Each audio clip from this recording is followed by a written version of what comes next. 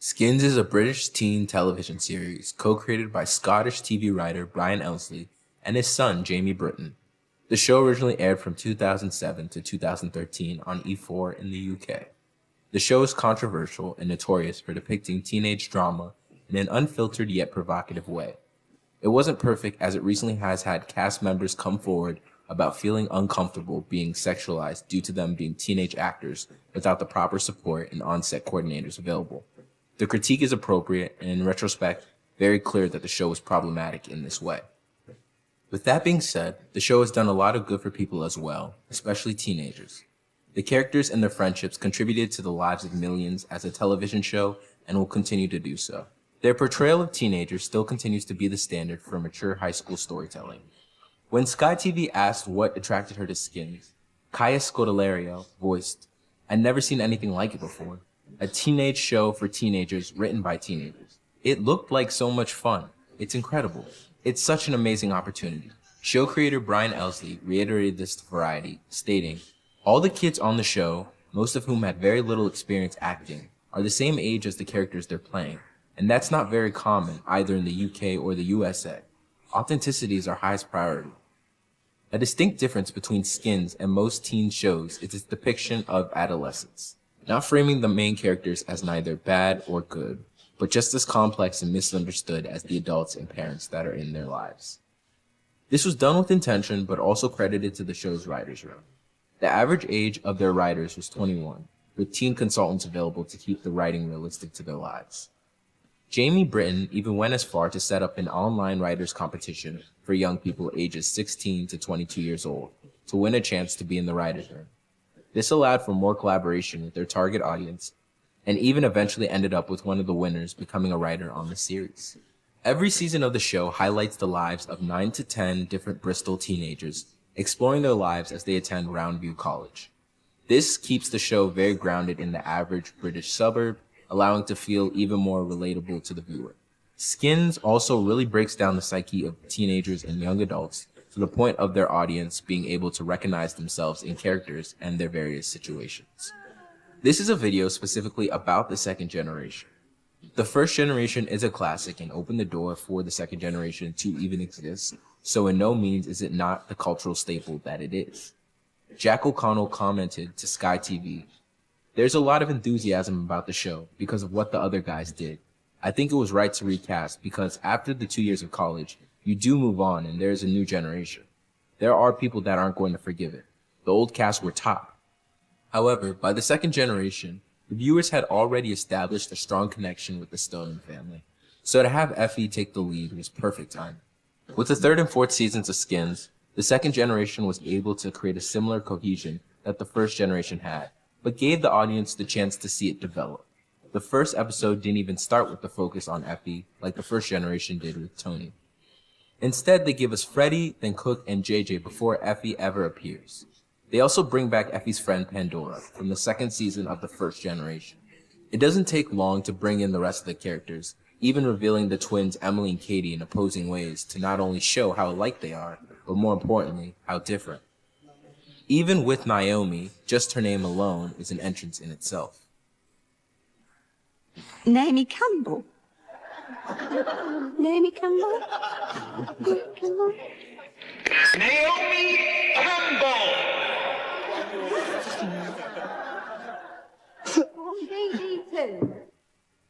The only character that isn't revealed until later on is Thomas, who gets his featured storyline in the third episode. He comes in with nothing, but builds up this instant connection with everyone in a friendly way.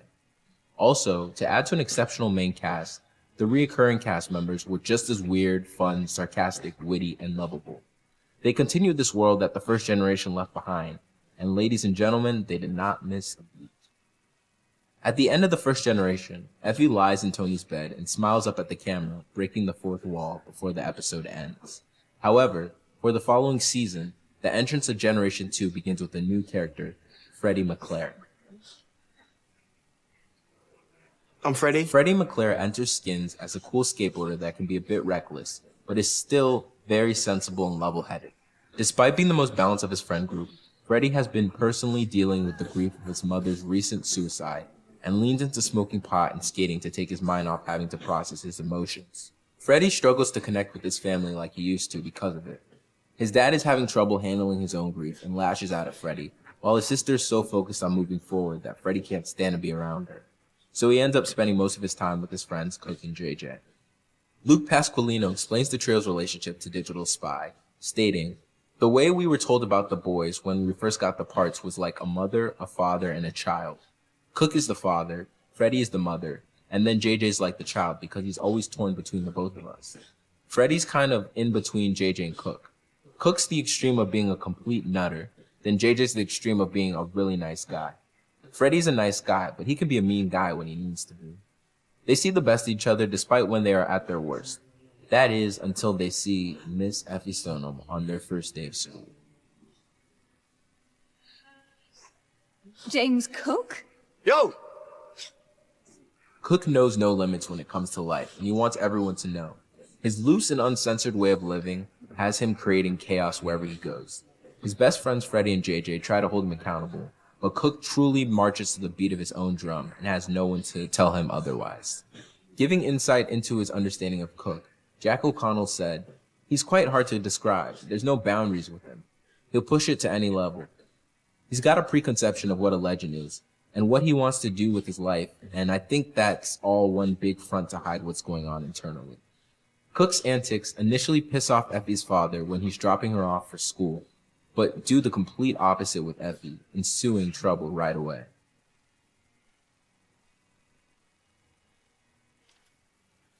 I'm Effie.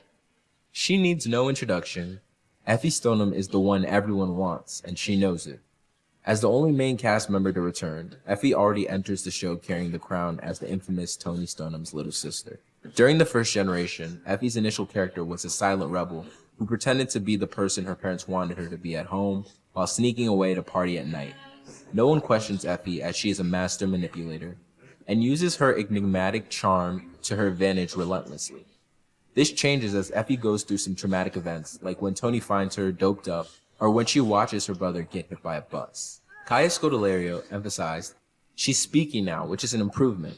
Effie's always trying to help people, but in her own weird way, which I like about her. She's grown up over the past 2 years. She's starting college, so she's got a bunch of new people to play with.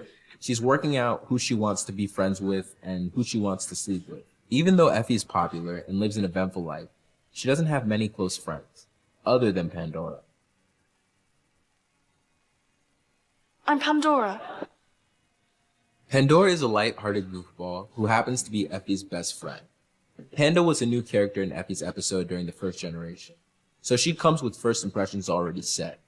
Growing up, Panda's mother censored most things from her, so as she hangs around Effie more, Panda becomes exposed to boys, drugs, and crime in a very short amount of time. Lisa Blackwell defines her character's experimentation to Digital Spy, admitting that Pandora's just kind of excited to just rebel against her mom, who's really overprotective. And if your parents are that overprotective, it's gonna make you kind of forced to think, I need to do something to kind of stop them from thinking I'm a little kid anymore, even though she does act like a little bit of a child sometimes. As she becomes intertwined in Effie's world of youthful angst and recklessness, she decides she wants to lose her virginity when she meets a boy named Thomas. I'm Thomas. Thomas comes in late as he arrives fresh off the plane from Congo as a teenage immigrant navigating his new city of Bristol. While he waits for his family to arrive in England, he tries to earn some money so that his mother will be proud of him. Speaking of his character's culture shock, Merveille Lukeba told Digital Spy he's considerate, caring, doesn't mean no harm, you know? And he arrives with the perception that everyone is going to be like that. But as it turns out, eventually he discovers that not everyone is like him. However, he soon meets Effie and Pandora at a bus stop and quickly becomes acquainted with them. As Thomas is working a new job at the school, he runs into Pandora again and they start to develop a more intimate relationship between the two of them. JJ, present. Jonah Jeremiah Jones, better known as JJ, is meticulous in his observations. Despite watching the drama from the sidelines, JJ knows a lot, but his friends tend to rarely care about the things he has to say. Since JJ has Asperger's syndrome, or now officially known as autism spectrum disorder, he and his mom have a close relationship while his dad is oblivious to his family. When asked about his character by Sky TV, Ollie Barbieri divulged, The part sort of found me. I really like the way that he doesn't have any idea of how to be cool. He'll come out with most random things and have absolutely no idea why people think he's weird. JJ knows a lot of facts and information, but he's also surprisingly good at magic. However, this hasn't helped him with getting a girlfriend or losing his virginity, which leaves him feeling a little bit inexperienced around his friends. I'm Katie. Katie needs constant attention. She craves it whether it comes from boys, her friends, or her parents. She knows what her role is as the eldest sibling. As the extroverted twin, she always feels the need to help her sister fit in. Katie sets high expectations for herself as she navigates her desirability and self-worth, while also trying to achieve an unrealistic perfection set by societal standards. Megan Prescott told Sky TV, "First impressions aren't great for Katie. You think she's up herself, very full of it. She thinks she's it. But later on, you realize that she's not as shallow as she comes across in episode 1. All of her life, Katie was the one in charge in her relationship with her sister Emily. Unfortunately for Katie, Emily doesn't want to stay in her sister's shadow anymore. I'm Emily. If Katie is the superficial posh twin, Emily is the alternative edgy twin. Emily is tired of drowning in her sister's shadow, but can't seem to find her way out. Just as Katie knows her role as the older twin, Emily knows hers as the younger sister. She feels powerless and doesn't know how to go about establishing her own sense of self. Even when she attempts to, no one takes her seriously and they continue to lump her in with Katie. Describing her character's relationship with her twin sister, Catherine Prescott mentioned to Digital Spy, "The way they've written it is brilliant. Most twin parts you see on TV have them written as best friends. And me and Meg find that strange because we don't know any twins who get on that well. Living with someone for nearly 18 years would drive you mad, even if you were good friends. Katie and Emily's relationship is really realistic. For Emily, the focus has always been on Katie. That is, until she meets Naomi. I'm Naomi? No matter wherever she goes, the name Naomi Campbell has a way of getting people to look at her, which makes Naomi stand out whether she likes it or not. Due to her fierce independence and feminist leanings, Naomi believes in herself regardless of what anyone else thinks. She attempts to comprehend why everyone in her life acts the way they do, but it only isolates her further and further, leaving her up against society and its norms. Lily Lovelace describes Naomi to Sky TV, saying, "She's very headstrong, she's very individual, she doesn't think she needs any friends. She's very passionate about political events and what's going on in the world. She's got a huge front. She's very rude to people. She's got a few issues. As the series goes on, you see why she's like that. She feels the only person who can see her vulnerability is Emily. Skin's Generation 2 is the perfect middle child to the series. It was set to carry the weight of the first generation, which was a heavy task to do, but if anyone could do it, it would be Effy Stonem and company. When Effy starts up the new year, with her list of rules to break, Cook, JJ, and Freddie go head-to-head in a battle to win Effy's heart. It's not long before Cook runs through the list by completing the final task and wins the prize of Effy, leading them to have sex in the nurse's office. This is all during the first day of school. Despite it being the first day, Effy already has a reputation as the younger Stonem sibling, which she knows comes with its own notoriety. Katie Fitch sees Effy and thinks that them being friends would be good for her reputation. We're reintroduced to Pandora and can see from her brief role in Generation 1, she hasn't changed much in terms of her personality. But being friends with Effy Stonem requires an edge, despite Effy enjoying Panda for her overall childish ignorance. She finds it refreshing in comparison to girls like Katie who are pressed to impress others. For the most part, Effy doesn't try to get attention. She just naturally draws people in. It's her gift, but also her curse. Right off the jump, Effy in this generation keeps herself entertained using others. She understands how people perceive her aesthetic, her reputation, and her overall desirability. And this is done not only by the boys sexually, but by the girls socially. After Cook and Effy hook up, it doesn't lead to any changes in their actual relationship, besides relying on each other for sex and entertainment. This leads to Cook bringing them all together to celebrate his birthday. First, let's go fucking mental! Which really solidifies their clique. Everyone has a chance to develop into their character and show themselves more in a more relaxed setting outside of school. Since Effy and Cook have already had sex, they are established as the link in between Effy's girls and Cook's boys, despite Freddie and even JJ still being attracted to Effy. Only once Naomi shows up is there a potential of a new pairing with Naomi and Emily. However, Katie feels threatened by Naomi because as Emily's twin sister, She understands there is something going on between them, but Katie wants her life to be perfect, and a gay twin isn't something she considers in her plans. Regardless, Naomi and Emily navigate their sexual tension in the brief moments of dialogue they have. What? Where are you going? Home? Don't go. Why not? I don't know. Because Why does your sister think I'm gay? I'm sorry. See you around then. Everyone is feeling good about having a new group of friends, but Cook isn't fully satisfied. Cook sees himself as Effy's male counterpart in many ways, but he doesn't have the same pull that Effy does, which makes him insecure. For instance, all the boys want to sleep with Effy, but not all the girls want to sleep with Cook. To fulfill that insecurity, Cook tries to have casual sex with women whenever he can, and tries to casually fight men whenever he can. Effy and Cook both love to be desired, but act indifferent to those they interact with, causing the show's main drama, disconnects, and misunderstandings to revolve around their errors and miscommunications. It's one thing to deal with Cook's in-school hijinks. Let me out! Don't make me stay! Let me out! This is unacceptable! Once the group goes out into the real world, they begin to run into Cook's consequences. The first major one is Cook getting into it with Johnny White, a small-time gangster in Bristol. While Cook is doing all this, JJ is having his first kiss and other relatively normal sexual experiences for his age. Can I see your breasts again? No. However, despite his friends' behavior around him, JJ is forced to feel pressured into awkward situations. This as well goes back to the idea of Effy and Cook being counterparts. This juxtaposition between JJ and Cook is almost parallel to Pandora and Effy. Cook is at the brothel getting a hand job, while JJ is getting his first kiss with a sex worker.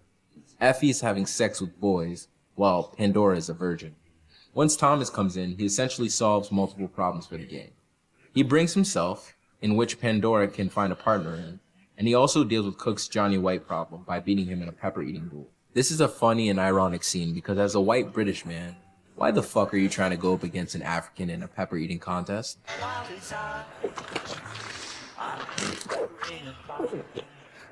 Oh my god. What is that? Shadows. Thomas is really the show's unicorn after this because besides doing all that, he finds an apartment for his family, makes a bunch of money, and gets his new friends a shitload of free weed. Despite not having much, his attitude truly gets him through a lot of rough situations throughout the series. Soon enough, Pandora hosts an all-girl sleepover, which shakes things up. She's upset because Thomas is sent back to Congo by his mom, and she misses him. Like the badass she is, Effy spikes Pandora's mom's brownies with MDMA, and they all get high as fuck. This soon somehow turns into a party, and everything is going down all at once. Emily and Naomi start up their relationship, while Effy and Pandora both end up having sex with Cook at different times in the same night. This may seem like a huge betrayal, but realistically, Cook is doing exactly what Effy did to him and his friends, to her and her friends. She plays games that rely on her desirability and sex appeal, and so does Cook. The only difference is that Cook doesn't love Pandora like Effy loves Freddie. The adults follow a similar portrayal with the second generation as they did with the first generation, in that most are too caught up in their own worlds to notice their children, therefore they appear aloof and sometimes ridiculous in their actions. This demonstrates how the show uses the kids' perspectives of their parents to show how they see them and how disconnected they actually are from the realities of their children's developing lives. However, all the parents are very human and complex. The interactions between the kids and their parents really highlight how miscommunication with authority figures is also a common theme. The parents want their kids to respect them and do what they say, but their choices make that difficult for their children. Effy's parents are separating, Cook's parents are completely absent, Pandora's mom is a control freak, and Thomas's mom puts a lot of pressure on him. Naomi's mom is absent, JJ's mom is invasive, and Katie and Emily's parents argue all the time. With all that being said, it's interesting to see Freddie's relationship with his dad and his sister. I think because of what eventually happens to Freddie, we're able to see his family dynamic a little bit closer than some of the other characters other than Effy. With his sister Karen, you could see the difference between their temperaments and moods. Karen was more cheery and optimistic, while Freddie was the complete opposite. From the outside, it seems Karen becomes closer to her father while grieving her mother, as Freddie becomes more distant. Luke Pasqualino describes Freddie's family dynamic as Freddie just constantly reminded of the fact that he hasn't got a mother there. His sister's always going on about it, and then he sees his friends with all their moms. I don't know what it's like to lose a mother, but I imagine if you have, it will change your life drastically. Freddie's realized that he's never going to get his mother back, and he doesn't know what to do. This is one of the main reasons why Effy and Freddie's eventual relationship is toxic. Freddie is grieving his mother when he meets Effy, so as Effy tries to deny their chemistry, she actively re-traumatizes Freddie and plays with his emotions. This only gets worse as time goes on. As more of their parents are revealed, it goes to show how their kids become the way they are. JJ's mom is overly protective, so JJ tends to be more childish and lighthearted than his friends. Even with Katie and Emily, the thing that makes them different is that they each respectively take after one of their parents. Katie comes across as confident and meticulous at getting what she wants, like her mother, while Emily walks a different path than the norm and is overshadowed in the other's accomplishments, like her father. This is also noticeable in how teachers and other adults interact with the main characters. Most of them put the kids in one of two categories, either inappropriately sexualizing them or seeing them as annoying nuisances. However, there are brief moments of genuine connections with adults, but for the most part, they are not supposed to be taken seriously, even though their actions shape the lives of their kids, for better or for worse. The back and forth between Effy, Freddie, and Cook manages to get in the way of not only their immediate relationships, but the entire dynamic of their friend group. As Freddie's desire for Effy increases, Effy becomes more distant and continues to have sex with Cook, despite knowing Freddie's feelings for her. This is pushed even further when Freddie finds out Cook is not only sleeping with Effy, but that he also slept with his sister, Karen. Freddie feels betrayed by Cook and his behavior, which leads to tension within their friendship. Instead of feeling bad about the strained relationship with his friend, Cook decides to not let it bother him. To distract himself from it, he decides to run for class president against Naomi. Girls. Stupid. You're all so stupid. They even decide to up the ante as Cook and Naomi bet on the winner of the presidency. After Naomi reveals that Cook was the actual winner of the election, she owns up to her side of the bet, which means she would have to have sex with Cook. However, mid-hookup, Cook senses that Naomi's mind is elsewhere, and he restrains himself to stop entirely. Despite having had sex with boys in the past, Naomi's mind is fully stuck on Emily.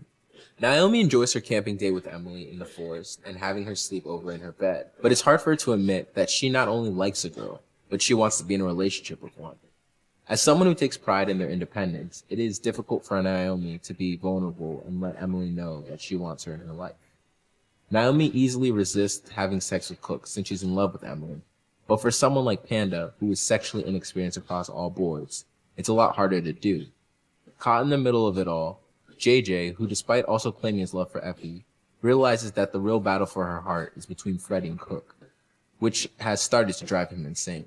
As JJ attempts to fix everything between everyone, he ends up finding out that Panda is secretly cheating on Thomas with Cook. Eventually, at one of Thomas's club nights, Cook winds up confessing to not only sleeping with Panda, but confessing to Freddie that Effy is actually in love with him. This news couldn't have come at a worse time for Freddie, who has been trying to get over Effy by seeing Katie. With Freddie now in a relationship with Katie, Effy is finally getting a taste of her own medicine. Soon, she becomes bored with Cook and doesn't want to have sex with him anymore.